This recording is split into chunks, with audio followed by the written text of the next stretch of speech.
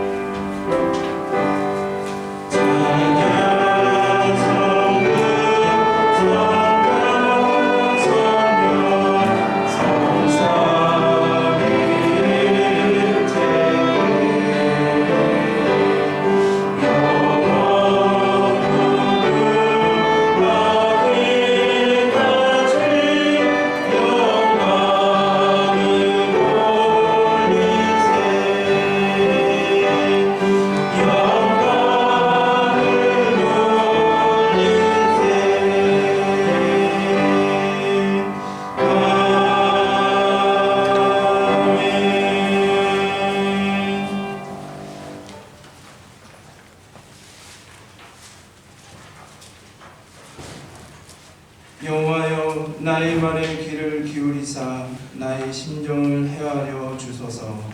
나의 왕 나의 하나님이여, 내가 부르짖는 소리를 들으소서. 내가 주께 일어나리라. 여호와여, 아침에 주께서 나의 소리를 들으시리니 아침에 내가 주께 기도하고 바라리이다. 주는 죄악을 기뻐하는 신이 아니시니 우리 주와 함께 머물지 못하며 오만한 자들이 주의 목전에 서지 못하리이다. 주는 모든 행악자를 미워하시며 거짓말하는 자들을 멸망시키리이다. 여호와께서는 비극을 주시는 자와 숨기는 자를 싫어하시리라. 오직 나는 주의 풍성한 사랑을 힘입어 주의 집에 들어가 주를 경외함으로 성전을 향하여 예배하리이다. 여호와여, 나의 옷을 조용하시며 주의 이름으로 나를 인도하시고 주의 일을 내 목전에 복되게 하소서. 아멘.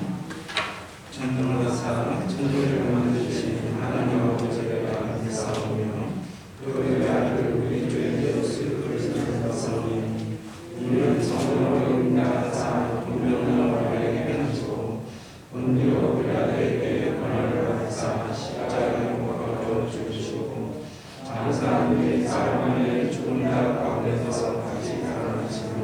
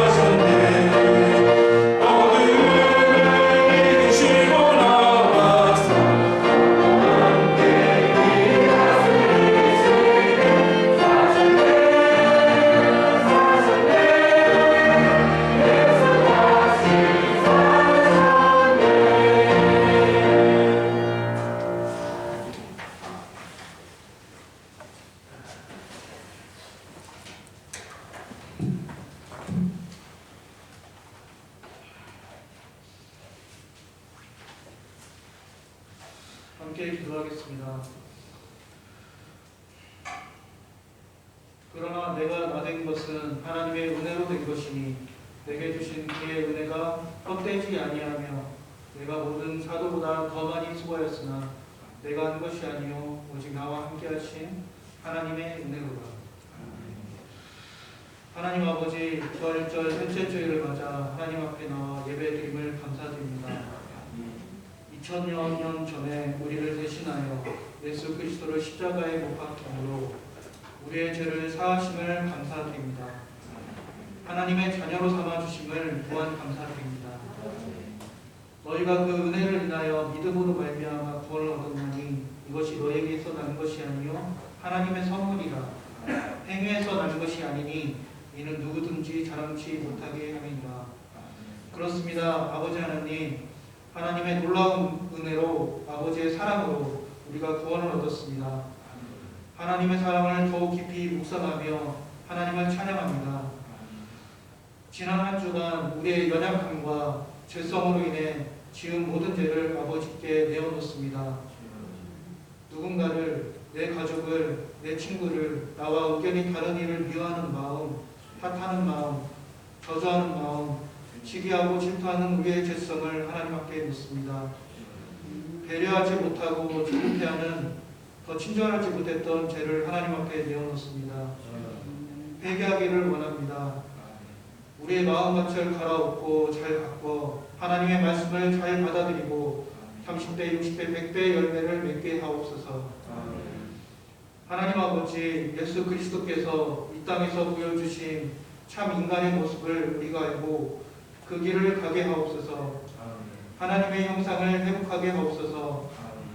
비난과 원망하는 마음보다는 친절하고 사랑하는 마음으로 삶을 살아가게 하옵소서. 축복하는 마음으로 살기를 원합니다. 우리에게 꼭 필요한 영적, 육적 만나를 내려주옵소서. 부족하지 않게 우리의 쓸 것을 채워주시기를 기도합니다. 더 가지려고 하는 욕심, 그런 바알의 제단이 추구하는 풍요의 유혹을 버리고 하나님 아버지의 뜻을 쫓아 살아가게 하옵소서. 하나님 아버지께서 주시는 참 평안과 기쁨 가운데 거하게 하여 주옵소서. 믿음이 없이는 기쁘시게 못하나니 하나님께 나아가는 자는 반드시 그가 계신 것과 또한 그가 자기를 찾는 자들에게 상 주시는 이심을 믿어야 할지니라. 하나님께 나아가는 우리 모든 만성교회 성도님들, 하나님께서 계심을 그리고 우리에게 상 주심을 믿습니다. 아버지의 뜻대로 우리를 만성교회로 이끌어 주옵소서. 하나님께 영광 돌리며 찬양하는 모든 만성교회 성도님들로 인도하여 주옵소서. 이 지역사회의 빛과 소금의 역할을 감당하기 위해 사택 건축을 추진하고 있습니다. 지금까지 만성교회를 선하게 인도하셨듯이 하나님께서 건축 가운데서도 함께하시고 아름답게 이루어가게 하옵소서. 하나님께 기쁨이 되는 건축이 되도록 만성교회 모든 성도님들 지혜를 모으게 하옵소서. 순조롭게 한 걸음 한 걸음 나아가도록 인도하여 주옵소서. 건축된 사택에서 목사님 가정이 평안함으로 가게 하시고 만성교회의 영적 지도자로서 삶을 더욱 풍성하게 누리게 하여 주시기를 기도합니다. 이 시간 하나님의 말씀을 선포하는 윤모세 목사님께 성령의 검을 더하셔서 말씀이 우리의 마음을 쪼개며 하나님께 산 제사로 드리는 예배로 인도하여 주옵소서. 이 시간 예배 드리는 만성교회 모든 성도님들이 이 세상의 영적 전쟁에서 승리하는 삶으로 이끌어 주시기를 기도하며 우리 구주 예수 그리스도 이름으로 기도드렸습니다. 아멘.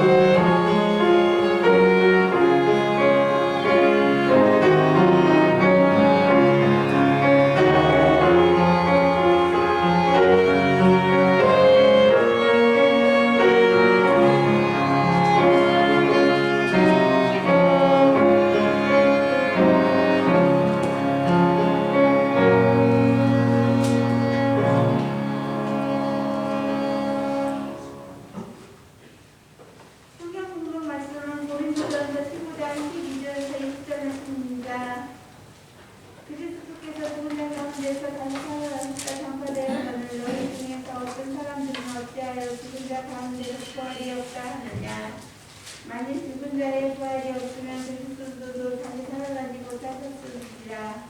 그리스도께서 만일 다시 살아나지 못하셨으면 우리가 전파하는 것도 헛것이요 또 너희 믿음도 헛것이며 또 우리가 하나님의 거짓 증인으로 발견되리니 우리가 하나님이 그리스도를 다시 살리셨다고 증언하였습니다.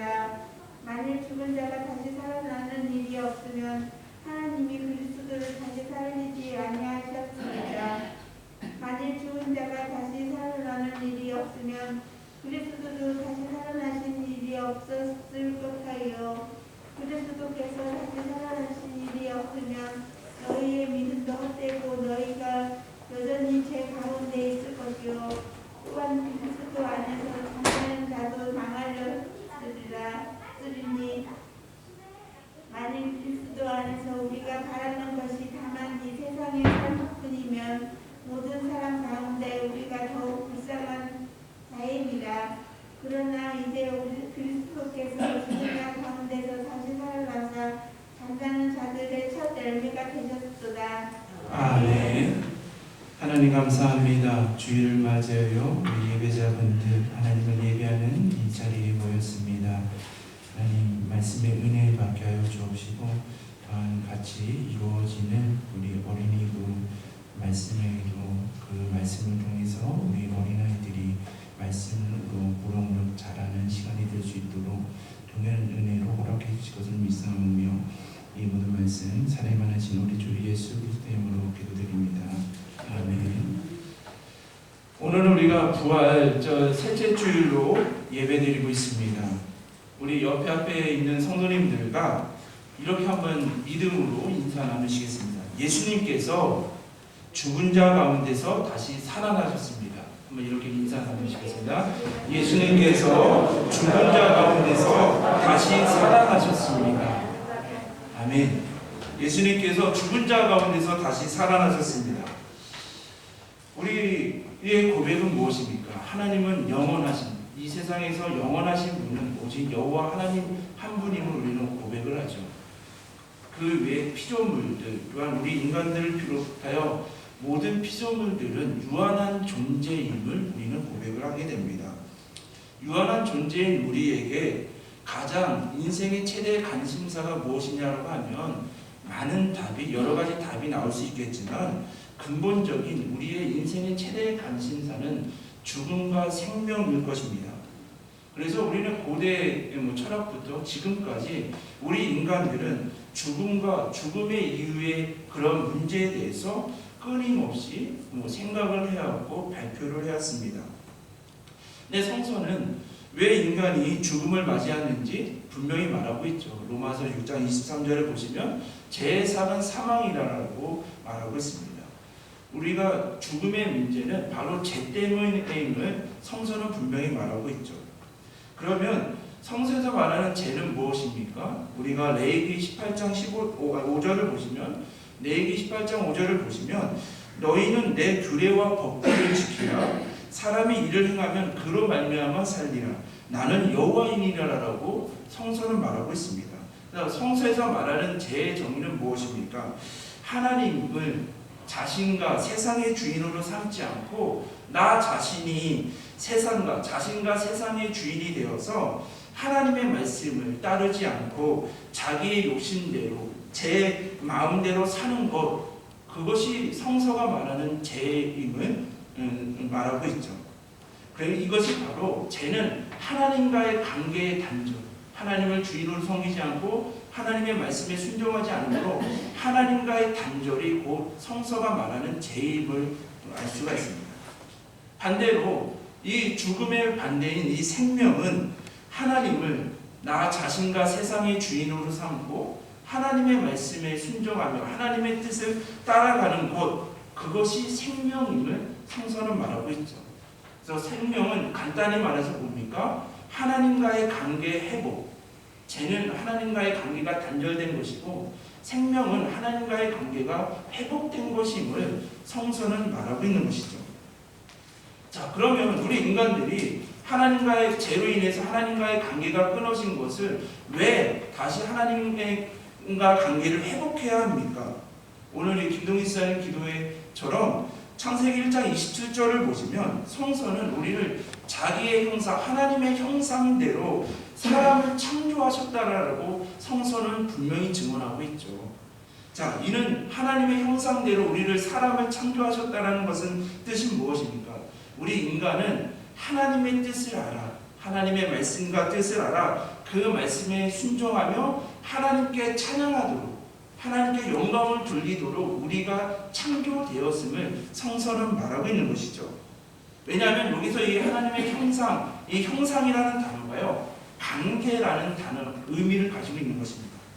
그래서 우리가 인간이 살아가는 것, 영원한 생명을 누리는 것은 하나님과의 관계를 맺는 것이고, 인간이 죽는 것, 죄악의 길로 걸어가는 것은 하나님과의 관계가 끊어져 있음을 성서는 반복해서 말하고 있는 것이죠.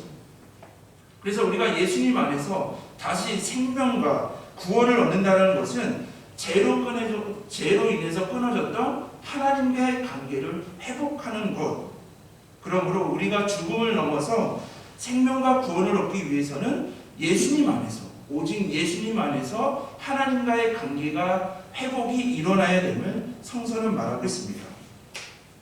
그래서 성서는 뭐라고 말합니까? 하나님과 죄로 인해서 끊어졌던 관계가 회복되기 위해서, 영원한 생명을 얻기 위해서 우리가 어떻게 해야 합니까? 성경대로 그리스도께서는 우리의 죄를 위해서, 나를 죄를 위해서 죽으시고 장사 지낸 바 되셨다가 성경대로 사흘 만에 다시 살아나심을, 고린도전서 15장 3절과 4절의 말씀을 믿을 때 우리는 죄로 인해서 하나님과의 관계가 끊어진 것이 회복되어 영생과 구원의 길로 걸어감을 성서는 분명히 말하고 있는 것이죠. 우리 성도님들, 성경대로 예수님께서 나의 죄를 위해서 죽으셨다가 장사 지낸 바 되셨다가 성경대로 사흘 만에 다시 살아나셨음을 고백하기에 믿기 때문에 지금 부활하신 예수 그리스도 안에서 우리가 하나님께 예배드리시는 것 아니겠습니까? 아멘이시죠? 자, 그런데요, 세상 사람들, 오늘날도 보시면 예수님 당시뿐만 아니라 오늘날 세상 사람들도 우리가 잘 생각해 보면요, 우리가 하나님의 은혜임을 고백하죠. 우리가 나는 죄인입니다. 예수 그리스도께서 나의 구원자가 되시고 그 십자가의 보혈의 은혜가 내 죄사함을 씻었습니다라는 이것을 알게 하는 것, 그것이 우리는 하나님의 은혜를 고백하죠. 근데 그때 당시나 지금도 많은 세상 사람들 뿐만 아니라 그때 당시에 고린도 교회 성도들 중에서는 예수님의 부활을 믿지 않는 자들이 많이 있었다는 것이죠. 예수님의 부활을 믿는 것보다 믿지 않는 것이 어찌 보면 더 쉬워 보일 수도 있습니다.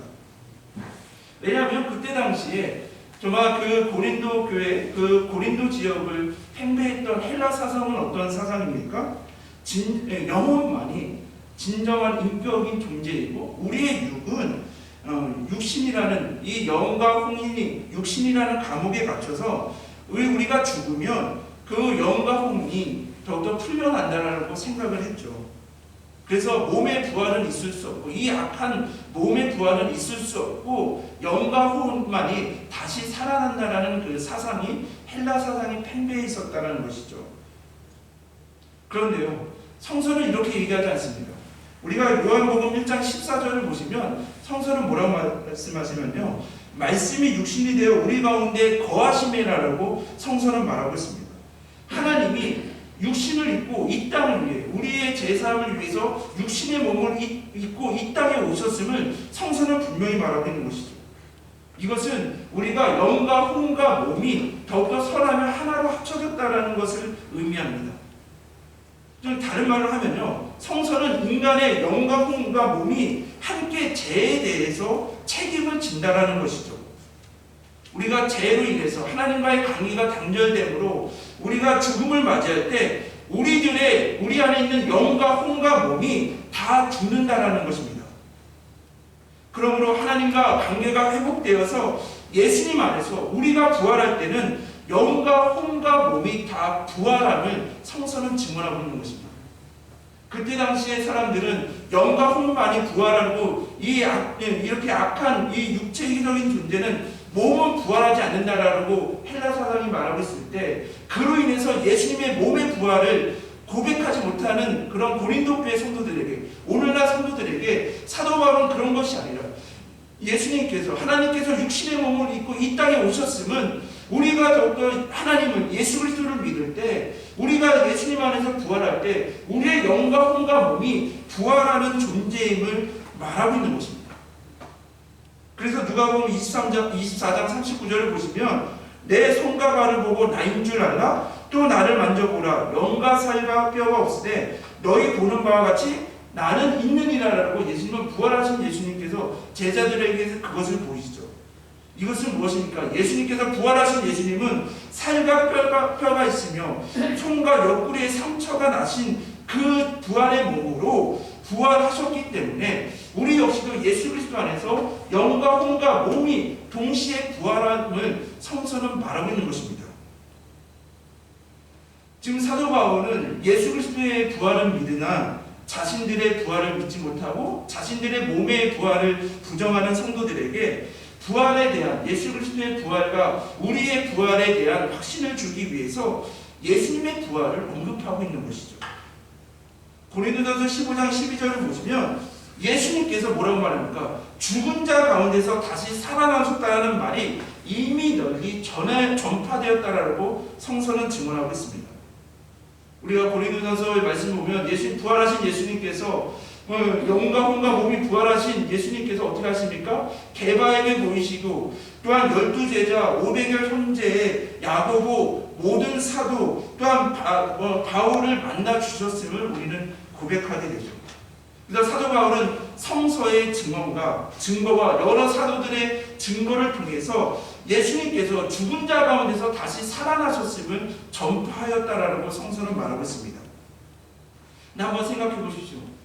오늘날 우리가 예수님이 죽은 자 가운데서 다시 살아나셨습니다라고 하면, 오늘날 한국은, 이 땅에서는 우리가 복음을 전한다고 해도 우리에게 고난과 박해를 받지 않죠. 그런데 예수님의 그 당시 이 고린도 지역에서, 복음이 전파된 지역에서 예수님이 죽은 자 가운데서 다시 살아나셨습니다, 예수 부활하셨다라는 이 복음을 전하는 것은 쉽지 않았습니다. 왜냐하면 이 복음을 전하는 자들에게 모진 고난과 핍박과 박해가 몰려왔기 때문이라는 것이죠. 그럼에도 불구하고요, 성서를 보면 이 사도들이, 500여 형제들이, 부활하신 예수 그리스도를 만난 자들이 자신의 생명을 걸고 부활하신 예수님을 전하는 자들이 생겼다라는 것이죠.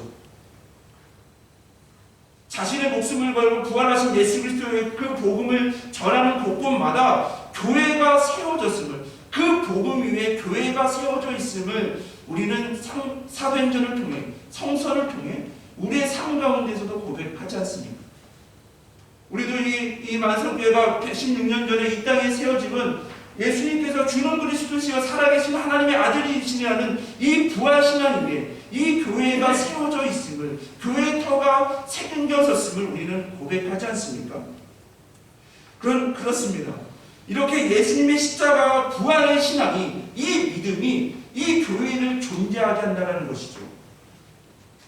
예수님이 부활하지 않으셨다면, 예수님께서 죽은 자 가운데서 다시 살아나지 않으셨다라고 한다면 이 땅에 많은 교회들이 존재하지 않았을 것입니다. 그런데 지금 뭡니까? 고린도 교회 성도들, 교회를 이루는 구성원들이 예수님의 부활을 믿지 않는 자들이 많이 있었다라고 성서는 말하고 있는 것이죠. 예수님의 부활의 신앙이 이 교회가 터를 잡고 세워져 나가야 되는데, 예수님의 부활의 신앙이 근본이 흔들리고 믿지 않는 자들이 고린도 교회뿐만 아니라 오늘날 우리 현대 교회에도 얼마나 많이 있습니까? 그러면서요, 사도 바울은 이렇게 말합니다. 너희가 죽은 자의 부활이 없다고 한다면, 곧 예수님의 부활이 없다고 한다면 우리에게 다가올 비극적인 것을, 비극의 문제를 다루고 있는데요. 첫 번째로 우리가 고린도전서 15장 13절을 보시면요, 죽은 자의 부활이 없다면, 예수님께서 다시 살아나시고 그 믿음 위에 우리가 영과 혼과 몸이 다시 살아나는 우리의 부활이 없다고 한다면, 정말 부활이 없다라고 말하는데요, 기독교에서 가장 중요한 것이 무엇입니까? 바로 예수 그리스도의 십자가와 부활 아니겠습니까? 십자가는 무엇입니까? 하나님의 크신 사랑과 용서를 보여주는 것 아니겠습니까? 십자가는 죄와 허물로 인해서 죽을 수밖에 없는 이 죄인을, 어제 전홍래 선생님 가정을 신방을 하는데요. 전홍래 선생님이 저한테 하신 말씀이, 목사님 너무 감사한 게 나 같은 죄인을 예수님께서 받아주시니 감사합니다. 그 고백에 어제 하루 종일 하나님께 감사드리고요. 제가 더 기도해 드리러 갔다가 은혜 받고 오는 날이었습니다. 이것이 우리의 모든 삶의 고백 아니겠습니까? 나 같은 죄인 더욱더 살려주시고 불러주시고 인도해 주신 거 감사합니다. 이것이 우리의 고백이 아니겠습니까? 또한 부활은 무엇입니까? 생명과 능력으로 우리가 볼 수가 있죠. 예수님은 부활의 사건을 통해서, 부활을 통해서 죄와 사망의 권세를 깨뜨리시고 우리를 의롭게 하심으로 우리에게 영원한 생명과 또한 부활의 능력을 주심을 우리는 성서를 통해서 고백하게 됩니다. 그러므로 예수님께서 다시 살아나시지 않으셨다면 우리의 기독교의 신앙, 우리의 믿음의 근본이 흔들리는 아주 비극적인 일이 일어난다는 것이죠. 둘째는 무엇입니까?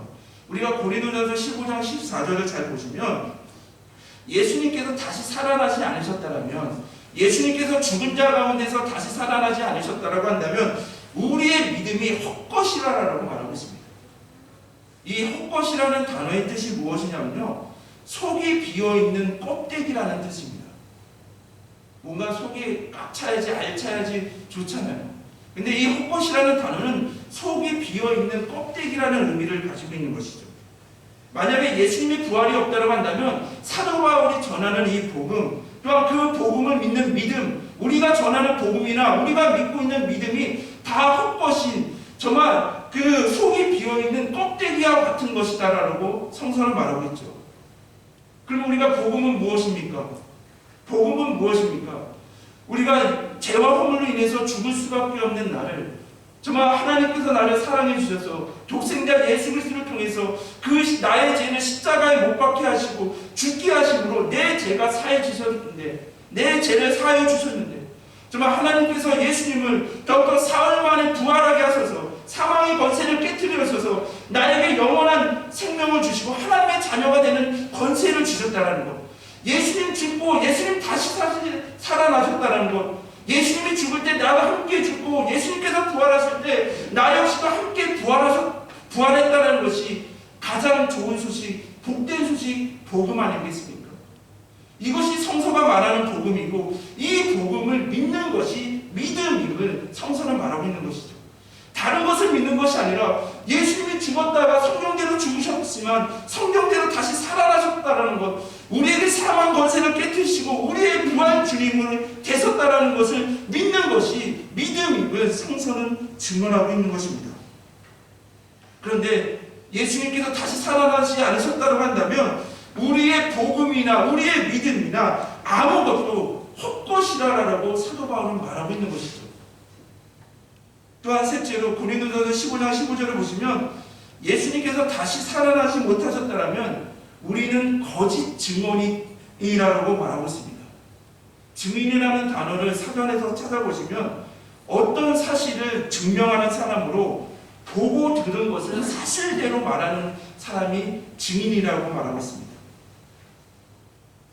사실을 전하는 것이 증인인데요, 예수님께서 다시 살아나지 않으셨다고 한다면 우리는 거짓 증인이 될 수밖에 없다라고, 비극적인 삶을 살아간다라고 사도 바울은 말하고 있죠. 또한 넷째로 고린도서 15장 17절을 보시면 예수님의 부활이 없다라면 우리는 아직도 죄 가운데 있을 것이다라고 성서는 말하고 있습니다. 죄 가운데 있다라는 것이 무엇입니까? 우리가 예수 그리스도의 부활의 승리로 인해서 사망과 권세가 깨트려져서 우리는 생명으로 빛의 자녀가 되었는데, 새 생명이 되었는데 아직도 죄 안에 있다는 것은 우리는 죄인으로 죽을 수밖에 없는 사망의 음침한 골짜기가 우리를 아직도 지배하고 있음을 말하고 있는 것 아니겠습니까? 그래서 우리가 생명을 얻기 위해서는 예수 그리스도의 십자가와 부활에 꼭 절대적인 필요한 것이라고 성서는 말하고 있는 것이죠. 만약에 예수님의 부활이 없다고 한다면 우리의 죄를 위한 계속적인 죽음과 부활의 승리를 부정하는 것이기 때문에, 그렇다면 우리의 죄의 문제를 해결할 방법이 없어서 우리는 뭐라고 고백합니까? 우리 인간들은요, 죄를 지을 능력은 있지만 죄를 해결할 죄 사함의 능력은 없음을 고백하는 자들 아니겠습니까? 만약에 우리가 아직도 예수님이 부활하지 않으셨다면 우리는 죄 가운데 있기에 우리의 죄의 문제를 해결할 방법이 없어 하나님과의 관계 회복을 할 방법이 없어서 아직도 죄 가운데 있고 우리에게는 죽음이 있음을 더욱더 말하고 있는 것입니다. 또한 예수님이 부활이 없다라면 다섯 번째로 어떠한 비극이 있냐면요, 고린도전서 15장 19절을 보시면 예수님께서 다시 살아나지 못하셨다라면 우리 그리스도인들은 불쌍한 자들이 된다는 것이죠. 한번 옆에 있는 성도님을 한번 믿음의 눈으로 바라보시면 우리가 불쌍한 자입니까? 우리 옆에 있는 분들 불쌍해 보이십니까? 자, 우리가 이 19절에 보면 우리가 하나님의 나라 영원한 생명의 소망이 없다고 한다면 예수님을 믿는 사람들처럼 불쌍한 사람이 없다라고 사도 바울은 말하고 있는 것이죠. 왜 그렇습니까? 우리는요, 예수님의 부활과 우리의 영원한 삶을 믿기에 우리가 이 세상에서 얼마나 하고 싶은 것 중에서 우리가 믿음으로 자발적으로 하지 않고 있는 것들이 얼마나 많이 있습니까? 우리는 가보고 싶어도 가지 않고 손에 가지고 싶어도 가지지 않는 것이 우리에게는 많이 있다는 것이죠. 우리가 그리스도인으로서 이 땅을 살아가면서 포기하면서 살아가는 것이 얼마나 많이 있습니까? 예수님의 부활이 없다고 한다면 우리가 그렇게 포기하고 살아가는 것은 불쌍한 삶이라고 성서는 말하고 있는 것이죠. 만약에 예수님의 부활이 없다면 우리가 복음을 전하는 것과 믿는 것과 이 모든 것이 헛된 일이며 우리는 거짓 증인이며 우리는 그 어떤 사람들보다 불쌍한 사람들이라고 성서는 증언하고 있습니다. 예수님이 다시 사지 않으셨다면 이 비극에서 벗어날 방법이 없다라는 것이죠. 네, 성도님들, 우리가 복음을 전하는 것과 이 복음을 믿는 것이 헛된 일입니까? 우리는 아직도 죄로 인해서 생명과 구원이 없습니까? 성도님들은 세상의 것들을 그리스도인이라는 이 성도라는 것 때문에 마음껏 즐기지 못해서 우리는 불쌍한 사람들입니까? 성서는 절대 아님을 말하고 있는 것이죠. 왜냐하면 예수님께서 사망 권세를 깨뜨리시고 부활하셨기 때문입니다. 이로 인해서 예수님의 부활을 믿으며 고백하는 우리들에게 부활을 약속하셨기 때문이라는 것이죠. 예수님께서 부활하시고 그 믿음을 믿는 자들에게 하나님과의 관계가 회복되며 영원한 생명을 우리에게 주셨기 때문이라는 것이죠. 왜냐하면요, 오늘 본문인 고린도전서 15장 20절을 보시면 성서는 이렇게 말합니다. 그러나 이제 그리스도께서 죽은 자 가운데서 다시 살아나사 잠자는 자들의 첫 열매가 되셨도다라고 성서는 말하고 있습니다. 우리 귀한 성도님들, 우리가 농사를 지시면서 이렇게 첫 열매를 드리고 또한 우리가 모든 것이 하나님의 것임을 온전히 고백하며 하나님께 감사하며 우리가 또한 11조도 드리며 나아가시지 않습니까? 여기서 첫 열매를 바치는 것은 다른 모든 수학, 이루어지는 나머지 그 수학도 다 하나님의 속한 것임을 의미하는 단어입니다. 이는 그러므로 예수님께서 죽은 자 가운데서 다시 살아나서 잠자는 자들의 첫 열매가 되셨다라는 이 말은 예수님께서 부활하시고 영원히 살아계심으로써 예수님을 믿는 믿음 안에서 죽은 사람들도 다 하나님 안에서 예수님과 같이 부활하고 영생하게 되리라는 이 보증이 되셨다는, 약속이 되셨다라는 말씀이라는 것이죠. 성서는 예수님께서 죽은 자 가운데서 다시 살아나셨다라고 말합니다. 예수님 다시 사셨습니다. 예수님이 부활하셨기에 이러한 비극, 5가지의 비극이 우리에게 기쁨으로 변하였음을 사도 바울은 증언하고 있죠. 자, 첫 번째로 고린도전서 15장 13절을 다시 보시면요, 예수님이 다시 사셨음을 성서는 말하고 있습니다. 예수님 다시 사셨죠. 부활하신 예수님이 많은 이들을 만나주시고 또한 부활하신 이후에 40일 동안 이 땅에서 하나님의 나라를 전파하시고 부활 승천하셨습니다.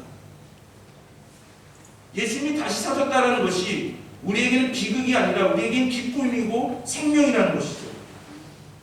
둘째로 고린도전서 15장 14절을 보시면 똑같은 구절인데 우리가 죽은 자 가운데서 예수님이 부활하지 않으셨다라고 고백한다면 우리는 비극적인 삶이지만 예수님께서 다시 살아나셨다라고 고백한다면 이것은 기쁨과 생명의 삶이 된다라고 사도 바울은 말하고 있는데요. 고린도전서 15장 14절을 다시 보시면 성서는 예수님이 부활하셨기에 우리의 믿음이 우리가 믿는 믿음 것이 참된 것이다라고 말하고 있습니다. 우리가 믿는 믿음, 복음을 믿는 믿음이 참된 것이기에 우리에게 영원한 생명이 주어졌음을 성서는 말하고 있습니다.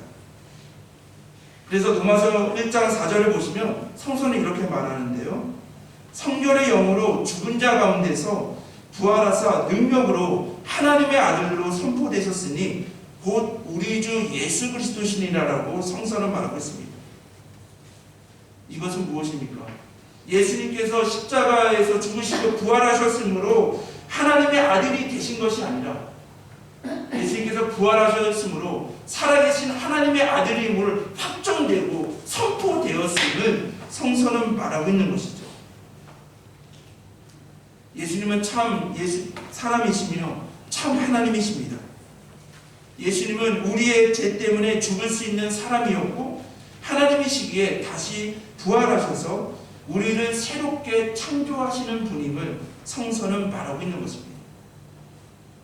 또한 셋째로 고린도전서 15장 15절을 다시 보시면 성서는 예수님께서 부활하셨기에 우리는 참된 증인이라고 말하고 있습니다.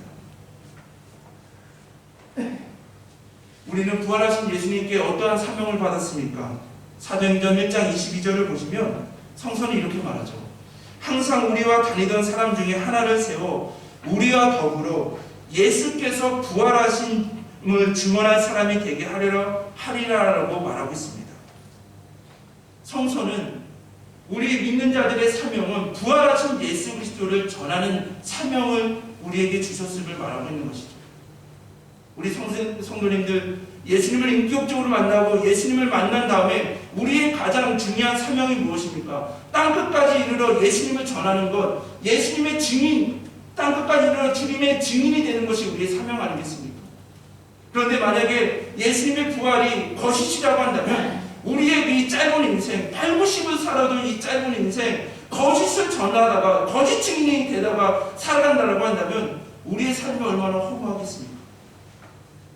근데 성서는 예수님께서 죽은 자 가운데서 다시 살아나셔서 잠자는 자들의 첫 열매가 되셨다, 예수님께서 다시 사셨다는 이 복음은 거짓이 아니라 참된 것이기에 우리가 이 예수님 다시 사셨다라고 전하며 그 길을 걸어가는 것은 참된 것, 귀한 것임을 말하고 있는 것이죠.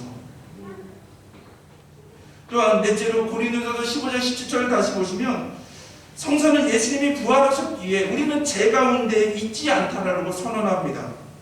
우리가 로마서 4장 25절을 보시면 로마서 4장 25절은 이렇게 말합니다. 예수는 우리가 범죄한 것 때문에 내줌이 되고 우리의 죄 때문에 십자가에게 내어 죽음을 당하셨지만 우리를 의롭게 하시기 위하여, 우리에게 생명을 주시기 위해, 우리를 의롭게 하시기 위해 살아나셨느니라고 성서는 말하고 있는 것이죠. 예수님께서 죽으시고 십자가에 다시 살아나심으로 우리의 죄가 사함을 받아 우리는 의롭게 되었고 하나님의 자녀가 되었음을 성서는 증언하고 있는 것입니다. 그렇기 때문에 예수님의 부활은 하나님의 은혜임을 성서는 강조하고 있습니다. 다섯 번째로요, 우리가 고린도전서 15장 18절을 다시 보시면 성서는 예수님께서 부활하셨기 때문에 예수님께서 우리에게 주신 사명을 감당하는 것이, 우리가 그리스도인으로서 삶을 살아가는 것이, 성도의 삶을 살아가는 것이 불쌍한 것이 아니라 가장 복된 삶이라고 성서는 말하고 있는 것입니다. 우리 성도는 불쌍한 자들이 아니라 가장 복된 자들이라고 성서는 말하고 있습니다. 왜요? 예수님이 부활하셨기 때문이라는 것이죠. 주신 사명을 감당하는 자에게 세상 끝날까지 주님께서, 예수님께서 함께 하시는 그런 은혜를 누리며 살아가는 자들이라는 것이죠. 하나님의 말씀에 순종하며 선교하고 구제하고 하는 모든 것이 복된 것이라는 것입니다. 교회를 위해서 시간과 재능 또한 재물을 그러한 것 또한 드리는 것도 복된 것이라는 것이죠. 우리가 어제뿐만 아니라 정말 우리 교회에 하나님께서 기뻐하실 것 중에서 우리 성도님들처럼 교회를 또한 사랑하시는 분들이 정말 많지 않으실 것 같습니다. 정말 쉬시는 날 또한 시간이 날 때마다 또한 우리 믿음의 선조분들도 그러셨고 지금 이렇게 일들을 해나가시는 세대분들도 그렇고 앞으로 이렇게 이어갈 우리 다음 세대들도 그럴 것 같고요. 정말 보이지 않는 곳에서 정말 하나님의 나라를 위해서 교회를 위해서 헌신하며 수고하며 기도하는 분들이 너무 많이 있음을 온전히 고백하게 되십니다. 오늘 새벽에 너무 감사하면서 하나님께 이 말씀을 준비해서 기도하기를 하나님 그렇죠. 우리 성도님들 안에 우리 교회 안에 예수님께서 죽은 자 가운데서 다시 살아나셨다라는 이 부활신앙이 충만하기에 부활의 은혜가 충만하기 때문에 주님 우리가 이 다른 것 하고 싶고 다른 데도 가고 싶고 다른 것 일도 하고 싶지만 정말 그 시간을 쪼개고 그 시간을 내어서 하나님의 나라를 위해 교회를 위해서 헌신하는 분들 귀한 우리 모든 성도님들이 불쌍한 자들이 아니라 하나님 보시기에 얼마나 기뻐하시며 하나님 보시기에 얼마나 복된 자들이겠습니까? 우리 성도님들 하나님의 나라를 위해서 교회를 위해서 수고하시고 봉사하시는 것이 우리가 불쌍한 것이 아니라 하나님께서 나에게 주신 크신 은혜가 크기 때문에 우리가 감사하며 그 길을 묵묵히 걸어가는 것 아니시겠습니까? 성서는 그러면 우리는 불쌍한 자들이 아니라 가장 복된 자들, 우리가 세상에서 우리의 자발적으로 누리지 못하는 것들이 많이 있지만 주의 길을 걸어가는 자들, 그들에게는 생명이 있고 가장 복된 삶을 살아가고 있음을 성서는 증언하고 있습니다. 자, 오늘 이 말씀을 준비하면서요, 성서를 좀 이렇게 보니까요, 이 죽은 자 가운데서 죽은 자라는 단어가 어떤 의미냐면요, 이것이 이제 형용사로 쓰일 때는 이런 의미가 있다고 합니다. 살아있지만 죽은 자 같은 사람, 살아있으나 죽은 자 같은 사람이라는 뜻을 가지고 있다고 합니다. 만약에 우리가 이 고린도 교회 성도들처럼 또한 우리가 부활하신 예수님을 믿지 않는다면 우리는 육체적으로 지금은 우리는 호흡을 하여서 육체적으로 살아있지만 영적으로는 죽은 사람과 같다라는 것이죠. 죄로 인해서 하나님과 끊어졌던 자들이라는 것이죠. 그러나 우리가 예수님의 부활을 믿는다면 살아있지만 죽은 자 같았던 내가 영원한 생명을 누리는 자가 되었다라는 것이죠. 예수님의 부활을 믿으면 정말 살아있지만 죽었던 같은 내가 이제는 영원히 살아가는 자들이 되었다라고 하나님과 화평을 이룬 자가 되었다라고 성서는 말하고 있습니다. 그런데 정말 고린도 교회뿐만 아니라 오늘날 많은 성도님들 또한 이 부족한 영도 마찬가지입니다. 우리가 예수님의 부활을 말하지만 예수님 부활하셨습니다. 예수님 다시 사셨습니다라고 우리가 말을 하지만 살아있지만 죽은 것 같은 모습으로 살아갈 때가 얼마나 많이 있습니까? 부활하신 예수님께서 나를 제사함에 해주시고 나의 복음 사명을 감당할 때 나와 함께 끝까지 하시며 나의 그 봉사의 손길에 하늘의 상급을 부어주시고 담대하고 강하라고 주님께서 함께 하시다라고 말씀해 주시는데 우리는 더욱더 두려워하고 복음을 전하지 못하고 있고 또한 주의 길이 아닌 세상의 길로 걸어가고 있을 때들이 얼마나 많이 있습니까? 정말 죽은 것처럼 살아있지만 이 몸뚱어리는 살아있지만 우리의 영혼은 우리의 몸은 죽은 것처럼 살아가고 있을 때들이 솔직히 얼마나 많이 있습니까? 그래서 성도님들 예수님 부활하셨습니다. 부활을 믿습니까라는 이 질문과 이 우리의 고백이 참된 고백이 되어야 된다는 것이죠. 단순히 말로만 정말 예수님의 부활을 믿는 것이 아니면 우리는 살아있지만 죽은 것 같은 자들이 아닙니다. 살아있지만 더욱더 살아있는 부활의 능력을 나타나는 자들이 될 때 예수님 부활하셨다라는 우리의 이스라엘 고백이 참된 고백이 됨을 사도 바울은 우리에게 전하고 있는 것이죠. 그러면 이렇게 말할 수 있습니다. 그러면 예수님의 그 죽은 것과 예수님의 부활을 믿는 것과 믿지 않는 참됨의 기준이 무엇입니까? 라고 질문할 수가 있겠죠. 우리가 서두에서 말한 것처럼 예수님께서는 영혼만이 아니라 몸으로 부활하신 것은 어떤 의미가 있냐면요, 예수님 안에 있는 우리의 삶이 이 땅에서 끝나지 않고 우리는 이 세상에서 끝나는 것이 아니라 하나님의 나라에서 영원히 살아간다는 것을 보여주는 것, 그것이 예수님께서 영과 혼과 몸으로 부활하셨음을 성서는 말하고 있는 것이죠. 그렇다고 한다면 예수님의 부활을 바로 고백하는 우리들은 우리의 목표는 하나님의 나라 아니겠습니까? 우리가 예수님 안에서 우리가 함께 부활하여서 영원한 하나님의 나라에 거한다고 한다면 우리의 이 세상의 삶의 목표는 이 세상이 아니라 영원한 하나님의 나라가 되겠죠. 우리 성도님들의 그 삶의 목표는 영원한 하나님의 나라, 우리의 안식처가 되시는 영원한 하나님의 나라이십니까? 아니면 80년, 90년, 100년을 살아도 이 짧은 이 세상이십니까? 우리가 하나님을 부활하신 예수 그리스도를 믿는다고 하면서도 이 세상으로 목적으로 삼고 세상에 너무 많은 것을 집착하여서 하나님을 주인으로 고백하지 못하고 하나님의 것을 하나님의 것으로 돌리지 못하고 하나님의 말씀에 순종하지 못하고 복음을 전하고 있지 못한다고 한다면 우리는 아직도 살아있으나 죽은 자 같은 자들의 모습으로 살아간다면 예수님의 부활을 참으로 믿지 않는 자들임을 성서는 말하고 있는 것이죠. 여기서 우리가 중요한 것이 무엇입니까? 하나님의 나라 영원만이 중요하고 이 세상 현재의 삶은 가치가 없다라는 것이 아니죠. 예수님 안에서 우리가 죽음 이후에 영원한 하나님의 나라 생명이 보장이 된다면 우리가 지금 숨쉬고 살아가는 이 땅, 이 현재가 더 의미가 있다라는 것이죠. 우리에게 영혼이 있다고 한다면 우리의 인생이 그냥 먹고 마시고 즐기는 것에서 끝나는 것이 아니라 하나님께서 예수님 안에서 우리에게 주신 생명과 영혼을 선물로 받았기에 선물을 주신 하나님의 뜻에 합당한 삶을 살아가야 된다라고 성서는 말하고 있는 것이죠. 그래서 이 부활, 참된 부활은 영원한 하나님의 나라를 바라보며 이 땅에서 하나님의 말씀에 하나님의 뜻에 순종하는 의의 길, 진리의 길, 생명의 길로 걸어가는 것, 그것이 참된 부활의 신앙이고 부활의 삶임을 성서는 말하고 있습니다.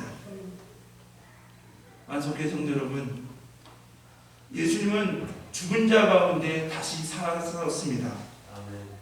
예수님 부활하셨습니다. 예수님의 부활을 진심으로 믿으시기를 기원합니다. 예수님의 부활을 믿음으로 우리도 부활합니다. 예수님이 부활하셨기에 하나님과 죄인되었던 우리의 관계가 회복되었고 우리에게 영원한 생명이 주어졌습니다. 그러므로 성도님들이 복음을 전하시는 것과 복음을 믿는 것은 헛된 것이 아닙니다. 우리에게 영원한 생명이 있기에 이 세상을 바라보는 것이 아니라 영원한 하나님의 나라를 바라보며 하나님의 자녀답게 하나님의 말씀과 하나님의 뜻에 따라 살아가는 것이 결코 불쌍한 것이 아니라 그 삶이 복된 것임을 성서는 증언하고 있습니다. 그러하기에 우리가 호흡 닿을 때까지, 우리의 생명 닿을 때까지 우리는 부활의 신앙으로, 부활의 생명으로 삶을 살아가야 합니다. 예수님의 부활의 능력을 삶 속에서 나타내시는 귀한 우리 만성교회와 성도님들이 되시기를 주님의 이름으로 기원합니다. 하나님, 죽은 자 가운데서 다시 살아나신 예수 그리스도로 온전히 고백합니다. 우리가 이 부활의 신앙을 온전히 고백하며 정말 살아있으나 영적으로 죽은 자 같은 자처럼 살아가는 것이 아니라 우리가 예수 그리스도의 부활을 온전히 고백하며 살아있고 더욱더 영원한 삶을 살아가는 부활의 신앙, 부활의 능력으로 삶을 살아가는 데 부족함이 없도록 인도하여 주옵소서. 하나님, 정말 부활하신 예수님을 온전히 고백하기에 또 세상의 것을 내려놓고 하나님의 나라를 위해 교회를 위해 봉사하며 헌신하는 모든 성도님들 그 손길 위에 또 그것이 불쌍한 삶이 아니라 가장 복되고 승리의 삶이라는 것을 우리가 온전히 고백합니다. 그 삶 위에 성도님들 그 삶과 그 가정 위에 하나님의 복과 생명이 충만히 임하는 은혜를 이루어가는 데 부족함이 없도록 인도해 주셔서 믿사오며 이 모든 말씀 사랑이 많으신 우리 주 예수 그리스도의 이름으로 기도드립니다. 아멘.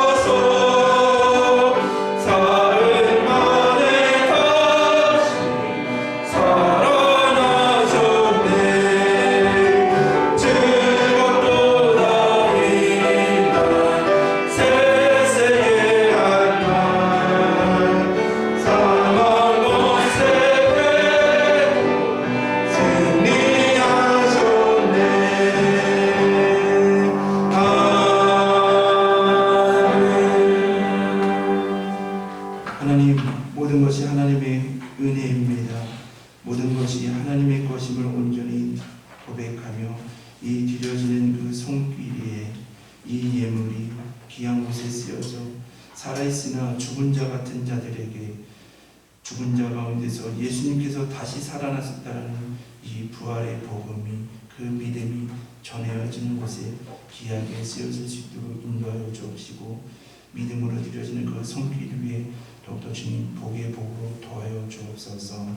하나님 정말 이 예배를 준비하는 그 손길들 기도로 성경 공독과 찬양과 반주와 또한 청소와 또한 여러 가지 눈에 보이지 않는 헌신들을 인해서 준비하는 그 손길들마다 더욱더 주님께서 복의 복으로 더하여 주옵시고 하나님 코로나와 또한 여러 가지 질병으로 인해서 함께 예배드리지 못하는 모든 우리 환우분들 영원함과 치료의 하나님의 치료하심을 통해서 우리가 다음 주에는 함께 주님을 예배하며 교제 나누며 나아가는데 부족함이 없도록 치료해 주시고 회복해 주실 것을 믿사오며 이 모든 말씀 사랑이 많으신 우리 주 예수 그리스도 이름으로 기도드립니다.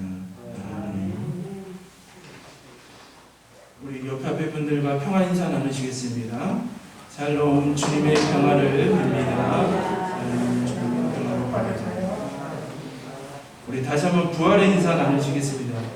예수님께서 죽은 자 가운데서 다시 살아나셨습니다. 예수님께서 죽은 자 가운데서 다시 살아나셨습니다. 부활의 신앙으로 승리를 계속 이루어 가시기를 기원합니다. 어제 우리 남신도에서 방역 수칙을 잘 지켜주시면서 그냥 교회 환경 정리를 잘 감당해 주셨습니다. 또한 후원해 주신 전민성 가정, 이용만 사님 가정, 황경철 사님 가정, 수고하신 모든 분들과 후원해 주신 분들께 감사드립니다. 우리 교회에 이제 환우분들이 계신데요. 우리 원로 목사님께서 이제 중환자 병동에서 일반 병실로 이렇게 수요일날 이렇게 옮기셨다고 합니다. 계속 회복을 위해서 기도하고 계시는데요. 하루속히 잘 회복하실 수 있도록 다른 우리 환우분들도 잘 회복할 수 있도록 계속 중보기도 부탁드리겠습니다. 우리 다 같이 일어서서 결단의 찬송을 우리 같이 찬송하시겠습니다.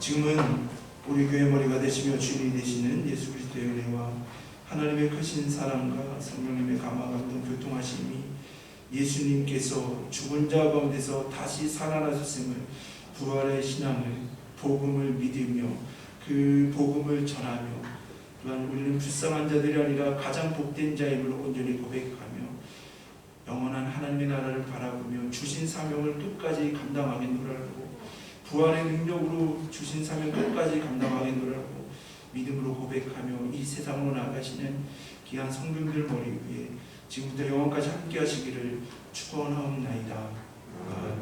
아멘.